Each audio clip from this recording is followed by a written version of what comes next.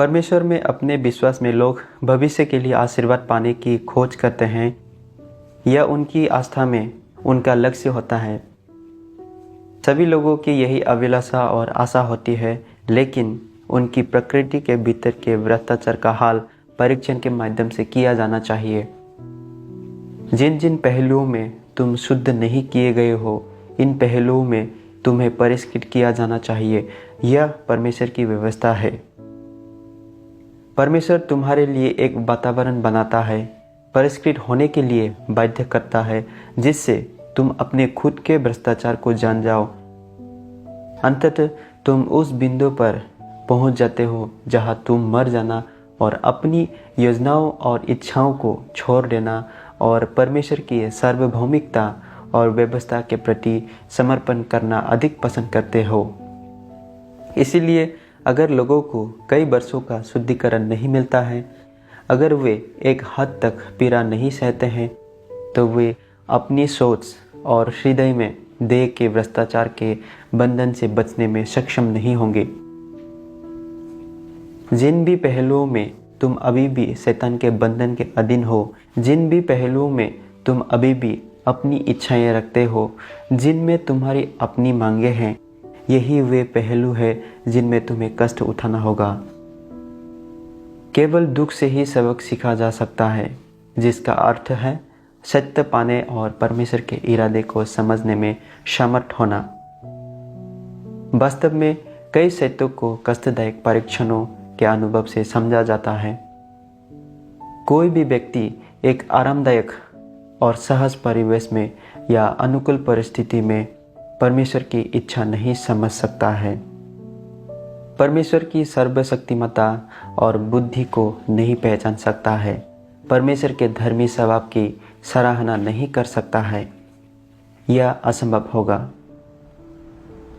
इस अंश को पढ़कर मुझे अपनी बीमारी का अनुभव याद आ गया। उस दौरान मैंने थोड़ी पीड़ा सही और काफ़ी आंसू बहाए, मगर मैंने कुछ सत्य को समझा। अपनी आस्था में बहुत ज़्यादा आशीष की चाह रखना बंद कर दिया। मैंने इस बीमारी से कुछ सबक सीखे और महसूस किया कि ये भी परमेश्वर का आशीष है। मैंने 2010 में सर्वशक्तिमान परमेश्वर के अंत के दिनों का कार्य को स्वीकार किया था। उस वक्त मैं हाई स्कूल में ही था। परमेश्वर के वचनों से मुझे पता चला कि इंसान को परमेश्वर ने बनाया है। परमेश्वर में विश्वास रखना और उसकी आराधना करना ही सही मार्ग है। यही मार्ग सबसे अहम और सार्थक है। मैंने कलीसिया की सभाओं में जाना शुरू कर दिया। चाहे कैसा भी मौसम हो, मैंने एक भी सभा नहीं छोड़ी। मैंने अपने दोस्तों और रिश्तेदारों में सुसमाचार का प्रचार करने में कोई कसर नहीं छोड़ी। मैं हर दिन संतुष्टि और सुकून महसूस करता था। एक साल बाद मैं एक चेकअप के लिए अस्पताल गया तो पता चला कि मुझे हेपेटाइटिस बी नाम की बीमारी है। डॉक्टर ने कहा कि इसका इलाज करना मुश्किल है। साथ ही कहा कि बुरी स्थिति में ये कैंसर का रूप भी ले सकती है। अचानक मिली इस बीमारी की खबर से मैं पूरी तरह सुन्न पड़ गया। मेरा चेहरा ठंड पड़ गया और मेरे हाथ कांपने लगे। अचानक मेरा भविष्य अनिश्चित लगने लगा। उस दिन अपने घर लौटते वक्त मुझे काफ़ी निराशा महसूस हुई। मैं जार जार रोता रहा। मैं खुद से यही कहता रहा, मुझे ये बीमारी कैसे हो सकती है? मैं भी दूसरों की तरह स्वस्थ क्यों नहीं हो सकता? उस समय मेरी सोच थी कि अगर मैं परमेश्वर में विश्वास करता हूँ तो वो मुझे बीमारी से बचाएगा। परमेश्वर के घर में सुकून से अपना कर्तव्य निभाना शानदार होगा। मगर अब मैं बीमार हूँ। मुझे ये भी नहीं पता कि मैं ठीक हो पाऊँगा या नहीं, और अगर ये बुरी स्थिति में पहुँच गया तो मेरी जान भी जा सकती है। इन विचारों ने मुझे काफ़ी परेशान कर दिया और मैं कई बार परमेश्वर के सामने प्रार्थना करने गया। मैंने परमेश्वर से आस्था और शक्ति मांगी कि वो अपनी इच्छा को समझने में मेरा मार्गदर्शन करे और मुझे प्रबुद्ध करे, ताकि मैं इस स्थिति से निकलने का तरीका जान सकूं। जब मेरे भाई बहनों को पता चला तो वे मेरी मदद के लिए आगे आए और मुझे परमेश्वर के वचनों का ये अंश पढ़कर सुनाया। बीमारी का होना परमेश्वर का प्रेम ही है और निश्चित ही उसमें उसके नेक इरादे निहित होते हैं। हालांकि हो सकता है कि तुम्हारे शरीर को कुछ पीड़ा सहनी पड़े, लेकिन कोई भी शैतानी विचार मन में मत लाओ। बीमारी के मध्य परमेश्वर की स्तुति करो और अपनी स्तुति के मध्य परमेश्वर में आनंदित हो।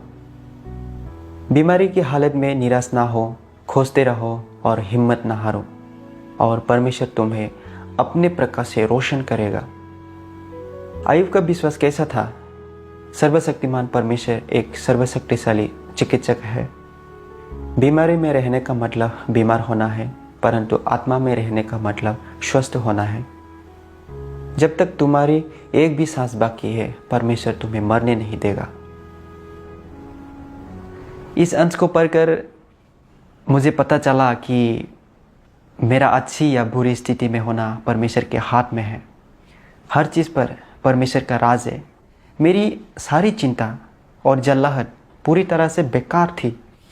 अब जबकि मुझे बीमारी हो चुकी थी, मुझे सच में परमेश्वर पर भरोसा करना होगा।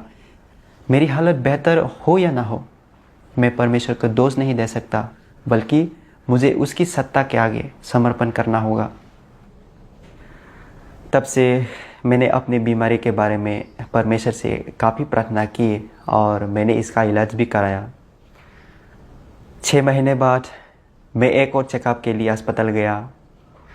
डॉक्टर ने कहा कि मेरी हालत ठीक हो रही है और अब बीमारी काबू में आ रही है। अब मुझे और इलाज की ज़रूरत नहीं है। ये सुनकर मैं काफ़ी रोमांचित हुआ। मैं बस यही कहता रहा, परमेश्वर का धन्यवाद, परमेश्वर का धन्यवाद। मुझे वाकई नहीं पता था कि परमेश्वर से क्या कहूँ, मगर ये जानता था कि ये उसकी दया और आशीष है। 2012 में मैं कॉलेज गया, मगर कैंपस में सुसमाचार साझा करने के कारण मेरी रिपोर्ट कर दी गई। मुझे कॉलेज से निकाल दिया गया। वो मेरे लिए वाकई बहुत मुश्किल वक्त था। आखिर मैं 12 साल तक कड़ी मेहनत से पढ़ाई करके वहाँ तक पहुँचा था, मगर फिर मैंने देहधारी परमेश्वर के बारे में सोचा, जो इंसान को बचाने के लिए सत्य व्यक्त करते हुए कार्य कर रहा था। हमें सिर्फ तभी बचाया जा सकता है जब हम परमेश्वर में विश्वास करें और सत्य की खोज करें। भीषण आपदाएं जल्द ही आने वाली है। मुझे डर था कि अगर मैंने अपना कर्तव्य नहीं किया और अच्छे काम नहीं किए तो मुझे निकाल दिया जाएगा। मैंने सोचा मैं कॉलेज के बारे में नहीं सोचूंगा, बस सत्य की खोज में ध्यान दूंगा और कलीसिया में अपना कर्तव्य निभाऊंगा। कुछ दिनों के बाद मैंने घर छोड़ दिया और कलीसिया में अपना कर्तव्य निभाने लगा। चाहे मुझे जो भी जिम्मेदारी दी जाती, मैं बिना कोई शिकायत किए उसे खुशी से स्वीकार करता। सीसीपी के उग्र दमन और गिरफ्तारियों से सामना होने और 2 बार पुलिस द्वारा पकड़े जाने से बाल बाल बचकर भी मैं नहीं डरा, बल्कि सुसमाचार का प्रचार करता रहा और परमेश्वर के लिए गवाही देता रहा। मैंने महसूस किया कि अगर मैं अपना कर्तव्य निभाता रहा तो परमेश्वर मुझे ज़रूर बचाएगा। एक अच्छी मंजिल पाने का यही एकमात्र तरीका है।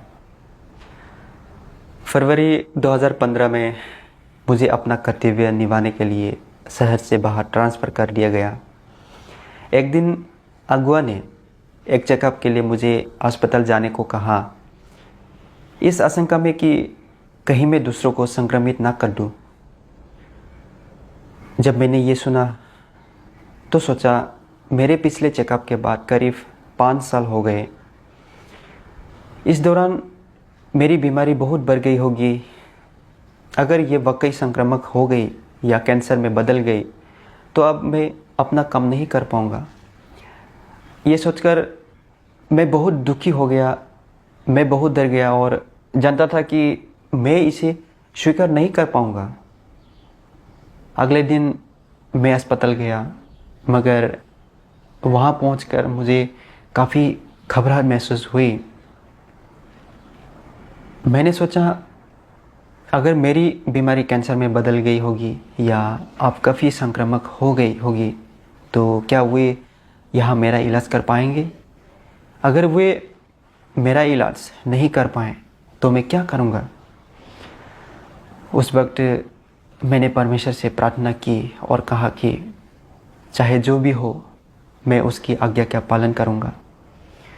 मगर तभी डॉक्टर ने कहा कि मुझे दिल की धड़कन की समस्या एरिथमिया है।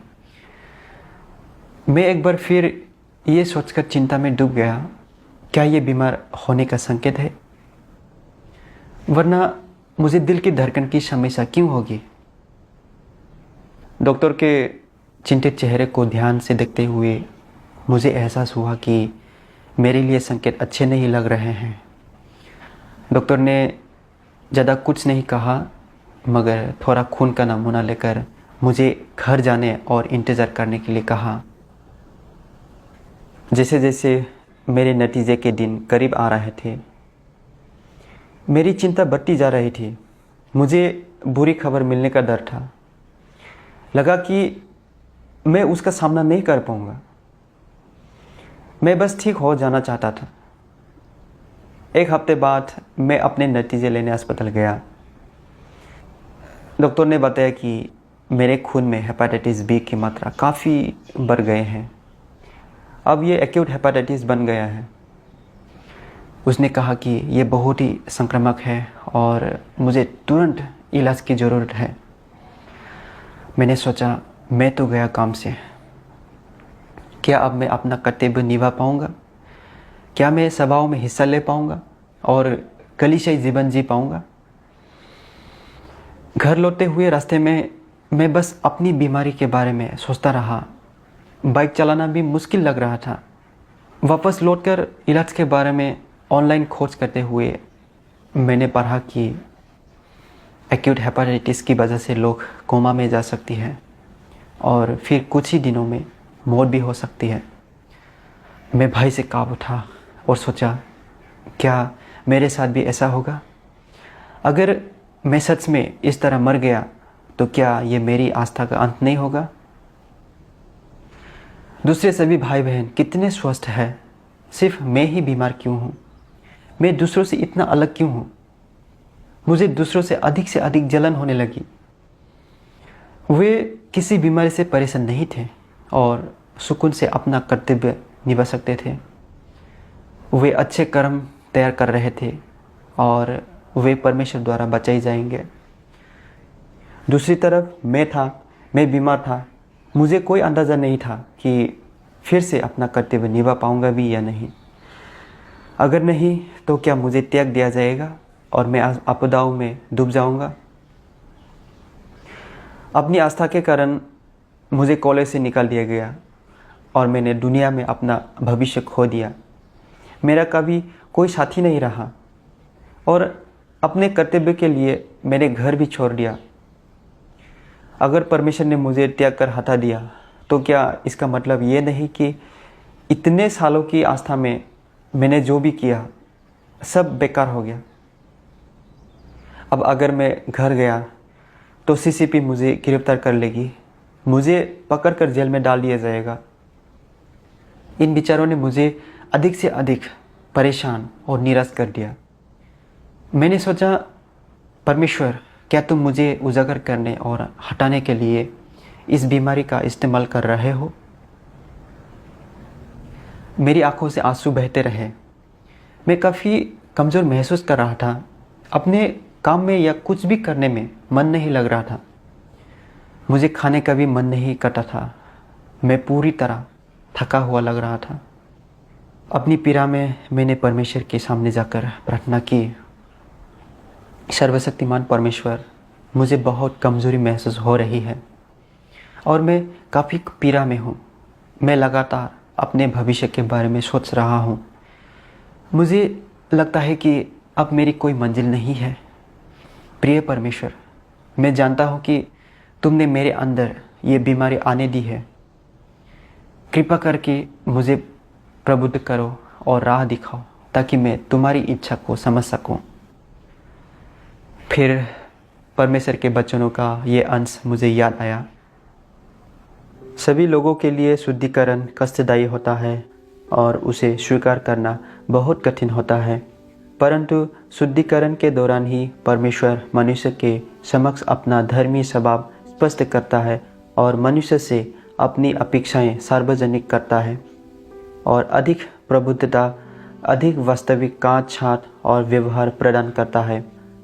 तथ्यों और सत्य के बीच की तुलना के माध्यम से वो मनुष्य को अपने और सत्य के बारे में बृहत्तर ज्ञान देता है और उसे परमेश्वर की इच्छा की ओर अधिक समझ प्रदान करता है और इस प्रकार उसे परमेश्वर के प्रति सच्चा और शुद्ध प्रेम प्राप्त करने देता है।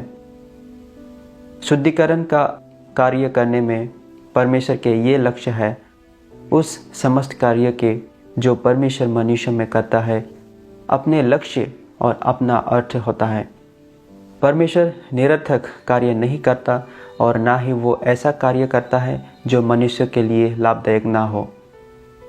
शुद्धिकरण का अर्थ लोगों को परमेश्वर के सामने से हटा देना नहीं है और ना ही इसका अर्थ उन्हें नरक में नष्ट कर देना है, बल्कि इसका अर्थ है शुद्धिकरण के दौरान मनुष्य के स्वभाव को बदलना, उसके इरादों को बदलना, उसके पुराने विचारों को बदलना, परमेश्वर के प्रति उसके प्रेम को बदलना और उसके पूरे जीवन को बदलना। इन वचनों पर विचार करके मैं समझ गया कि इस बीमारी के पीछे परमेश्वर की नेक इच्छा है। वो इस परिस्थिति के ज़रिए मेरी भ्रष्टता उजागर कर मेरी मदद कर रहा था ताकि मैं खुद को जान सकूं और सबक सीख सकूं। मैंने सोचा कि कैसे परमेश्वर ने आयुब के सामने उन परीक्षणों को आने दिया था। भले ही आयुब ने शारीरिक पीड़ा सही, मगर परमेश्वर ने उसका जीवन लेने के लिए नहीं, बल्कि उसकी आस्था को पूर्ण बनाने और परमेश्वर को बेहतर ढंग से जानने में उसकी मदद के लिए ऐसा किया था। परमेश्वर द्वारा मुझे बीमार करने का कारण ये नहीं था कि वो मुझे उजागर करके हटाना चाहता था, बल्कि मेरी आस्था के धब्बों को साफ करने और उससे प्रेम करके उसकी आज्ञा पालन करने लायक बनाने के लिए ऐसा कर रहा था। मैं परमेश्वर को दोष नहीं दे सकता, बल्कि मुझे अपनी आस्था के पीछे की गलत मान्यताओं और परमेश्वर की अवज्ञा और प्रतिरोध के अपने तरीकों की जांच करनी होगी। परमेश्वर की इच्छा को समझकर मुझे काफ़ी सकारात्मक महसूस हुआ। मैंने परमेश्वर से एक बार फिर प्रार्थना की, खुद को शांत किया और थोड़ा आत्मचिंतन किया। अपनी इस कोशिश में मैंने परमेश्वर के इन वचनों को पढ़ा। बहुत से लोग केवल इसलिए मुझ पर विश्वास करते हैं कि मैं उनको चंगा कर सकता हूँ। बहुत से लोग सिर्फ इसीलिए मुझ पर विश्वास करते हैं कि मैं उनके शरीर से अशुद्ध आत्माओं को निकालने के लिए अपनी शक्तियों का इस्तेमाल करूँगा। और बहुत से लोग मुझसे बस शांति और आनंद प्राप्त करने के लिए मुझ पर विश्वास करते हैं। बहुत से लोग मुझसे सिर्फ और अधिक भौतिक संपदा मांगने के लिए मुझ पर विश्वास करते हैं। बहुत से लोग मुझसे सिर्फ इस जीवन को शांति से गुजरने और आने वाले संसार में सुरक्षित और स्वस्थ रहने के लिए मुझ पर विश्वास करते हैं। बहुत से लोग केवल नरक की पीड़ा से बचने के लिए और स्वर्ग के आशीष प्राप्त करने के लिए मुझ पर विश्वास करते हैं। बहुत से लोग केवल अस्थायी आराम के लिए मुझ पर विश्वास करते हैं और आने वाले संसार में कुछ हासिल करने की कोशिश नहीं करते। जब मैंने अपना क्रोध नीचे मनुष्यों पर उतारा और उसका सारा आनंद और शांति छीन ली, तो मनुष्य संदिग्ध हो गया। जब मैंने मनुष्य को नरक का कष्ट दिया और स्वर्ग के आशीष वापस ले लिए, तो मनुष्य की लज्जा, क्रोध में बदल गए। जब मनुष्य ने मुझसे खुद को चंगा करने के लिए कहा तो मैंने उस पर ध्यान नहीं दिया और उसके प्रति घृणा महसूस की।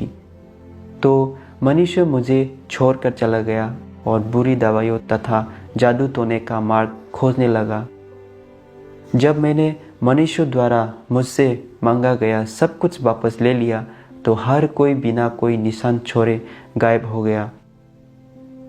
इसीलिए मैं कहता हूँ कि मनुष्य मुझ पर इसलिए विश्वास करता है क्योंकि मैं बहुत अनुग्रह देता हूँ और प्राप्त करने के लिए और भी बहुत कुछ है। मनुष्य का परमेश्वर के साथ संबंध केवल एक नग्न स्वट है। यह आशीष देने वाले और लेने वाले के मध्य का संबंध है।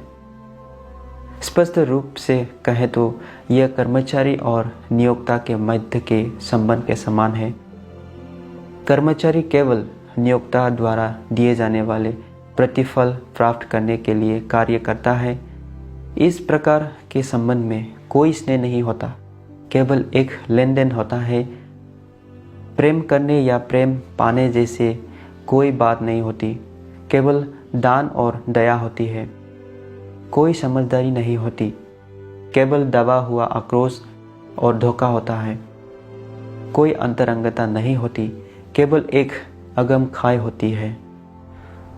परमेश्वर के वचनों को पढ़कर मुझे एहसास हुआ कि मैं अपनी आस्था में परमेश्वर के साथ परमेश्वर की तरह पेश नहीं आ रहा था। मैंने परमेश्वर को बस आशीष देने वाला मान लिया था। यही कारण था कि जब मैं बीमार हुआ तो सबसे पहले मैंने भविष्य की संभावनाओं के बारे में सोचा और ये सोचा कि मैं ठीक हो पाऊंगा या नहीं। मैं बीमारी और उसके इलाज के तरीके को जानने के लिए ऑनलाइन खोज की। मैंने अपना कर्तव्य निभाने में अपनी रुचि भी खो दी। जब स्थिति बुरी हो गई तो मैंने परमेश्वर को अन्यायी मानकर उसे दोष दिया, क्योंकि उसने मेरी रक्षा नहीं की, मुझे बीमार होने दिया। यहाँ तक कि मुझे अपनी पढ़ाई, अपने परिवार और अपनी युवा व्यवस्था को त्याग देने पर भी पछतावा हुआ। आत्मचिंतन करते हुए मैंने सोचा अपनी आस्था की इन वर्षों में कैसे मैंने अपना कर्तव्य निभाने के लिए सब कुछ छोड़ दिया। मुझे एहसास हुआ कि इसकी वजह मेरी गलत सोच थी। मैंने सोचा कि अगर मैं परमेश्वर के लिए त्याग करता हूँ और अपना कर्तव्य अच्छे से निभाता हूँ तो परमेश्वर मुझे आशीष देगा, मेरी बीमारी को ठीक करेगा और मुझे खतरे से बचाए रखेगा।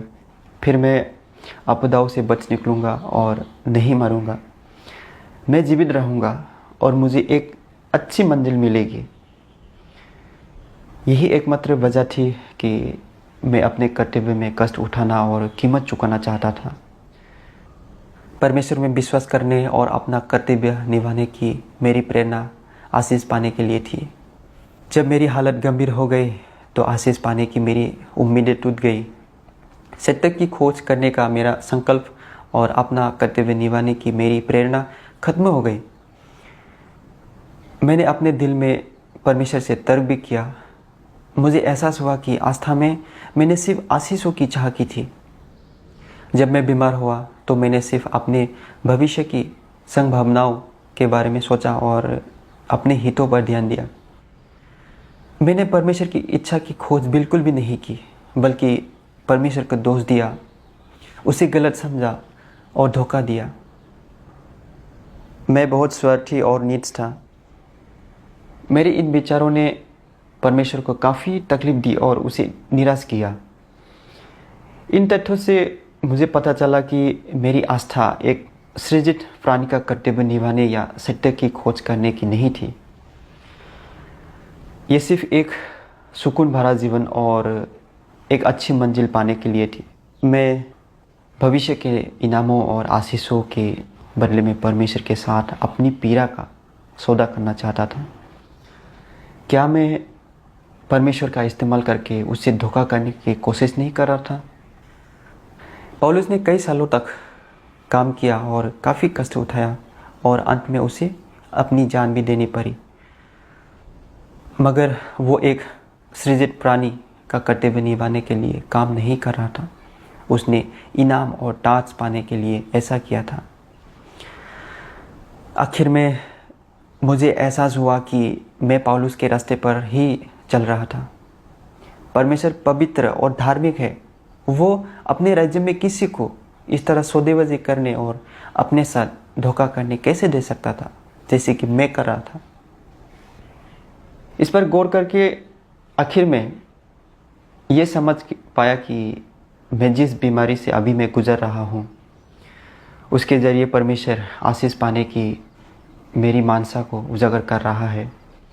इसके बिना मैं अब भी अपनी आस्था में मौजूद सभी मानसाओं और खामियों के बारे में नहीं जान पाता।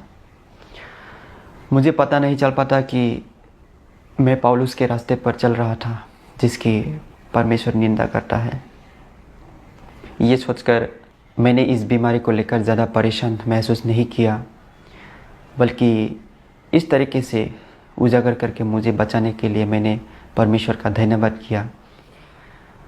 कहने को तो ये एक बीमारी थी, एक बुरी चीज़ थी, मगर इसके पीछे मेरे प्रति परमेश्वर का सच्चा प्रेम और उद्धार छिपा हुआ था। परमेश्वर मुझे आस्था के सही मार्ग पर ला रहा था, ताकि मैं अपनी आस्था में मौजूद सभी धब्बों को साफ कर सकूं। इन सारी बातों पर गौर करते हुए मैंने सोचा, इंसान को शुद्ध करके बचाने के लिए परमेश्वर ने देह धारण किया है और वो सत्य व्यक्त कर रहा है। वो निस्वार्थ तरीके से हमें जीवन देता है और बदले में कुछ भी नहीं मांगता। मैंने महसूस किया कि परमेश्वर का हृदय कितना सुंदर और नेक है। फिर मैंने खुद के बारे में सोचा। मैंने परमेश्वर के अनुग्रह और आशीषों का आनंद लिया। परमेश्वर के वचनों का इतना अधिक सिंचन और पोषण पाया, मगर परमेश्वर के प्रेम का मूल्य चुकाने के लिए कुछ भी नहीं सोचा। अपने कर्तव्य में परमेश्वर के साथ सौदेबाजी की और बीमार होने पर परमेश्वर को दोष दिया और उसे गलत समझा। इस विचार से मुझे काफ़ी शर्मिंदगी महसूस हुई। इतना स्वार्थी और नीच होने के कारण मुझे खुद से नफरत हो गई। परमेश्वर लगातार मेरे अंतर्दम विचारों की जांच कर रहा था, जबकि शैतान मेरे व्यवहार पर नज़र रखे हुए थे।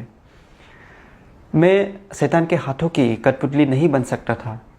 मुझे परमेश्वर के पक्ष में खड़ा होना चाहिए, उसकी व्यवस्थाओं के प्रति समर्पित होना चाहिए और पाठों को अच्छी तरह सीखना चाहिए।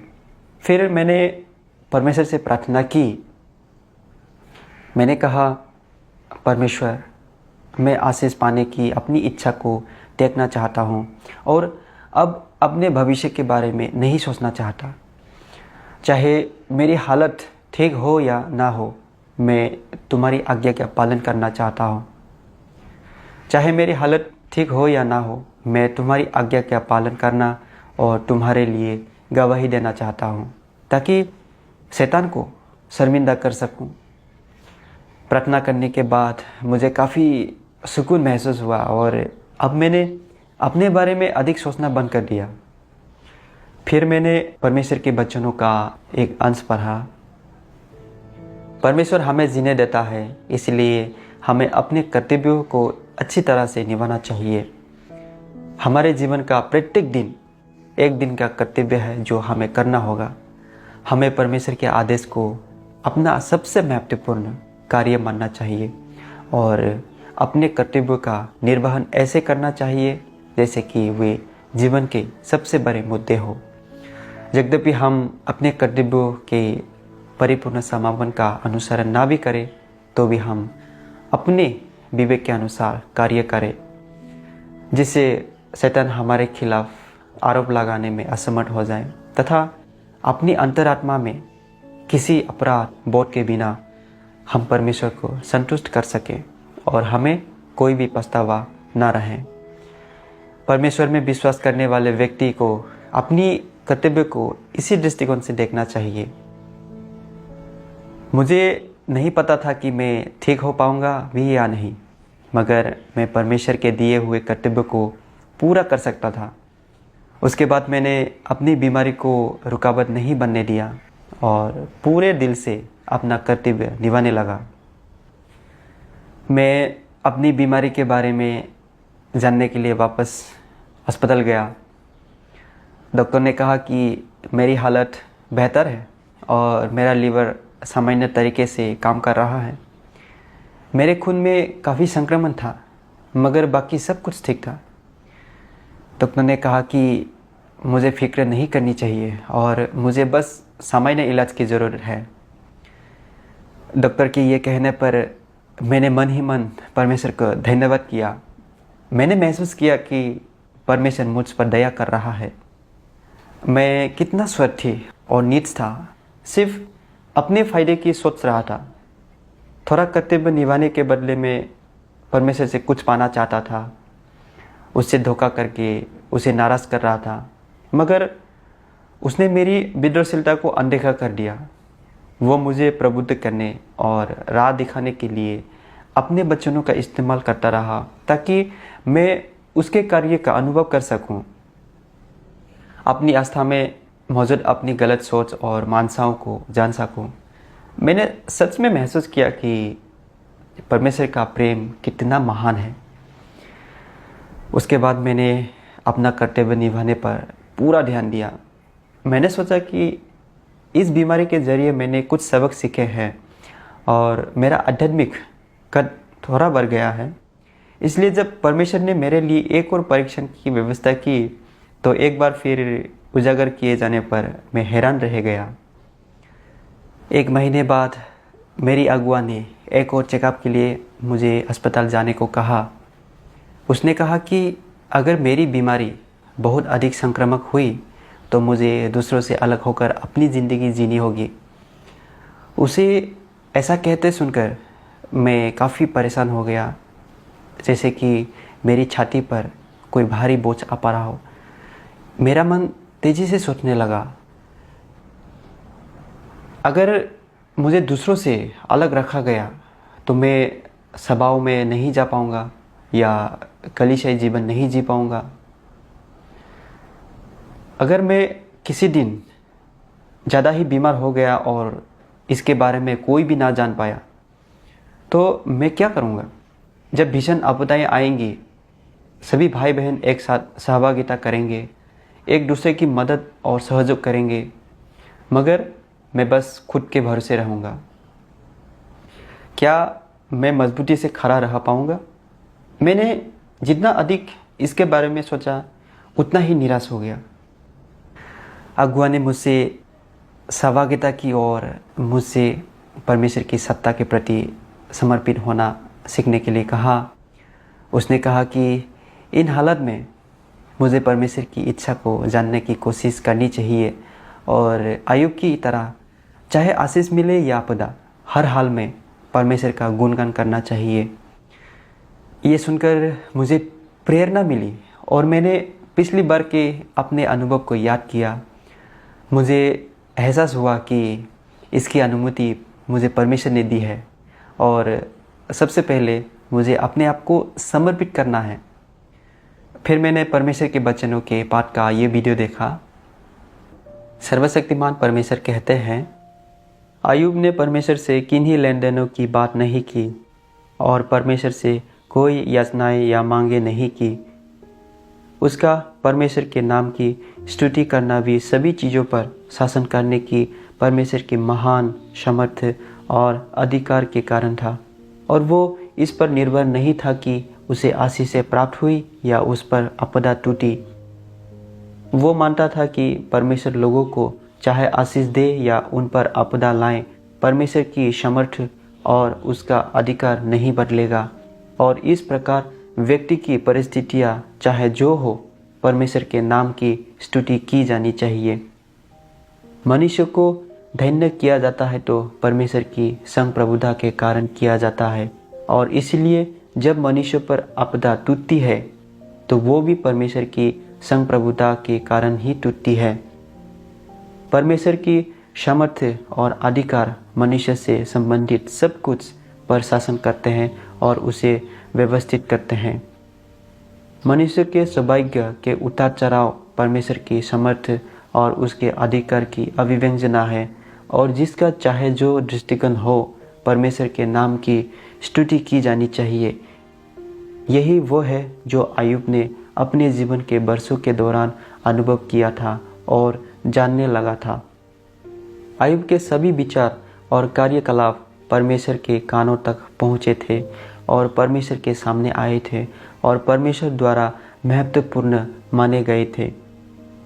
परमेश्वर ने अय्यूब के बारे में इस ज्ञान को दुलारा और ऐसा हृदय होने के लिए अय्यूब को संजोया।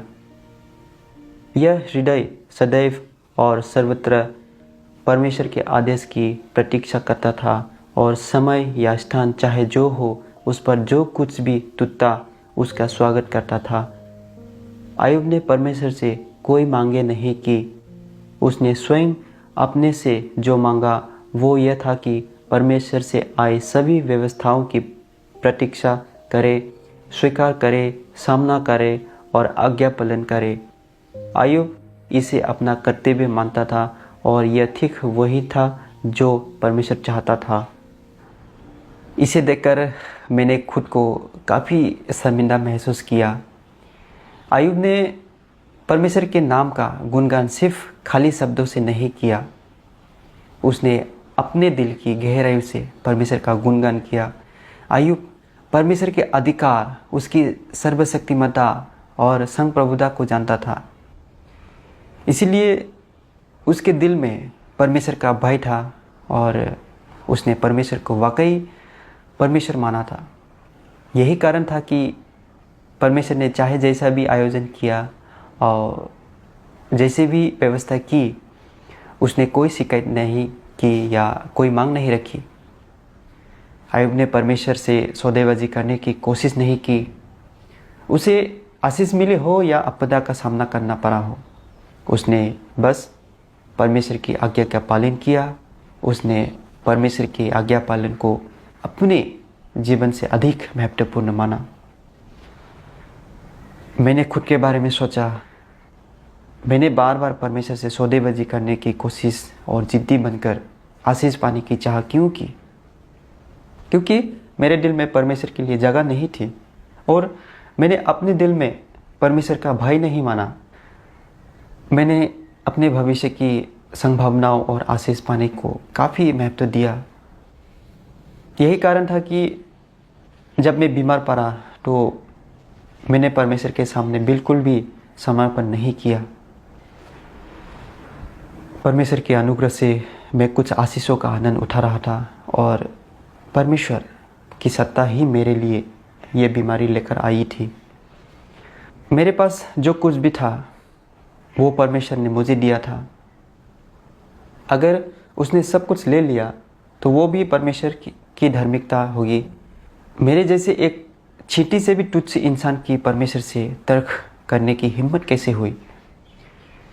इसीलिए मैंने परमेश्वर के सामने संकल्प लिया कि मैं उसके आयोजनों और व्यवस्थाओं के प्रति समर्पित होने को तैयार हूँ। अगर मुझे दूसरों से अलग होना पड़ा तो भी कोई बात नहीं। परमेश्वर मुझे जहाँ चाहे रखे, भले ही आपदा आए, मैं शिकायत नहीं करूँगा। मैं जहाँ भी रहूँगा परमेश्वर के प्रेम का मूल्य चुकाने के लिए अपना कर्तव्य निभाता रहूँगा। बाद में मैं अपने चेकअप के लिए अस्पताल गया। रास्ते में मुझे थोड़ी घबराहट महसूस हुई। अपने दिल में परमेश्वर से प्रार्थना और उसके वचनों पर मनन करता रहा। बाइक पर अस्पताल तक का सफ़र आसान लगा। वहाँ पहुँचने पर डॉक्टर ने कहा, बधाई हो, पिछले महीने आपके 1 मिलीमीटर खून में वायरस की मात्रा 1.7 मिलियन थी। अब ये सिर्फ 507,000 रह गई और अब आप ज़्यादा संक्रामक नहीं रहे। उसने कहा कि सिर्फ 1 महीने में वायरस की संख्या इतनी कम होना बहुत ही बड़ी बात है। यह सुनकर मैंने परमेश्वर का बहुत अधिक आभार माना। वो बिल्कुल मेरे पास था, सभी चीज़ों की व्यवस्था कर रहा था। वो कितना अद्भुत और व्यवहारिक है। इस बीमारी के अनुभव ने आशीष पाने की मेरी इच्छा और मेरी नीड्स मानसाएं बिल्कुल स्पष्ट कर दी। मुझे अपने अनुसरण की गलत सोच और मेरे भ्रष्ट स्वभावों की कुछ समझ हासिल हुई। मुझे परमेश्वर की संप्रभुता की व्यवहारिक समझ भी हासिल हुई। ये सब न्याय और ताड़ना के अनुभव से आया। अब मैं ये नहीं सोचता कि मैं हेपेटाइटिस से पूरी तरह मुक्त कब होऊंगा। अब मैं बस परमेश्वर के आयोजनों और व्यवस्थाओं के प्रति समर्पित होना चाहता हूँ और इस स्थिति में रहते हुए मैं अच्छे से अपना कर्तव्य निभाना चाहता हूँ। परमेश्वर का धन्यवाद।